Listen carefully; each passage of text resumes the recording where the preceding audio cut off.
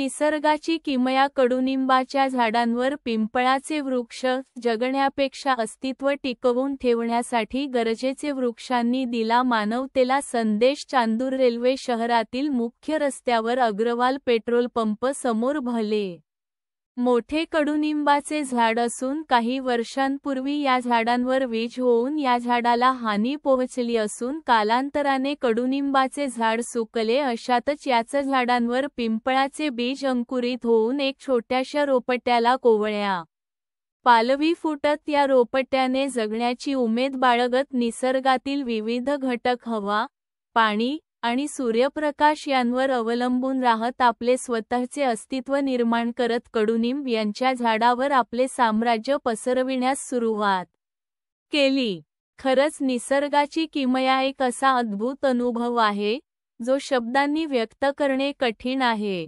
निसर्ग आपल्याला अनेक धडे शिकवतो। निसर्गाचे संरक्षण करणे हे आपले कर्तव्य आहे, कारण ते आपल्या जीवनासाठी आवश्यक आहे। त्यात झाडे आपल्याला ऑक्सिजन देतात, अन्न पुरवतात आणि पर्यावरणाचे संतुलन राखतात। अशातच कडुनिंब व पिंपळाचे झाड सर्वात जास्त मनुष्य जीवनाकरिता गरजेचे कारण असून पिंपळाचे झाड सर्वात जास्त ऑक्सिजन प्रदान करते। याच झाडाखाली गौतम बुद्ध यांना ज्ञान प्राप्त होऊन मोक्षाचा मार्ग कळला होता। तथागत भगवान गौतम बुद्ध कित्येक दिवस उपाशी पोटी राहून याच पिंपळ बोधी वृक्ष यांनी त्यांना ऑक्सिजन पुरवठा केला। असे हे पिंपळ वृक्ष आपल्याला ऑक्सिजनचा पुरवठा करतो।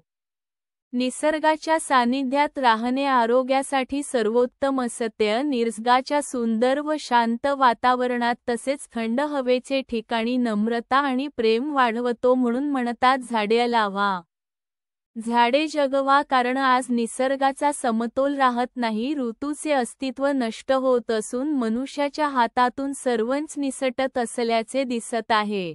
त्यामुळेच अमरावती जिल्हा हा महाराष्ट्राच्या नकाशावर उष्ण तापमान असलेले 4 नंबरचे शहर म्हणून ओळखले जात आहे। वृक्ष वाचविणे काळाची गरज असून सुद्धा बऱ्याच ठिकाणी वृक्षांची तोड करत मनुष्य निसर्गासोबत थट्टा करत आहे।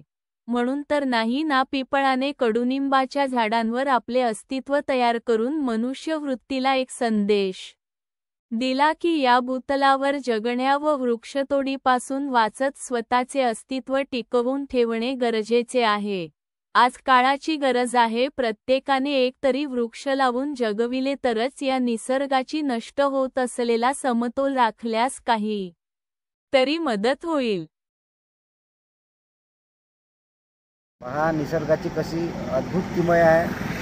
इथे एक निंबाचं मोठं विशालकाय वृक्ष होतं। त्या निंबाच्या वृक्षामध्ये त्या पिंपळाच्या एक छोटंसं युवसं रोपटं लागलं होतं। त्यानंतर हे रोपटं एवढं मोठं झालं की आज या निंबाचंच अस्तित्व पूर्ण खतम झालं आहे। या पिंपळाचं झाड जो आपल्याला सर्वाधिक आपल्या प्रदूषण कमी करते आणि ऑक्सिजन देते, ते झाड आता एवढं मोठं झालं आहे की विशालकाय वृक्ष झाला आहे। आणि हे निंबच जे होतं, हा निंबच पूर्ण याचं अस्तित्व खतम झालं आहे निंबाचं। तर अशी हे निसर्गाची किमया आहे।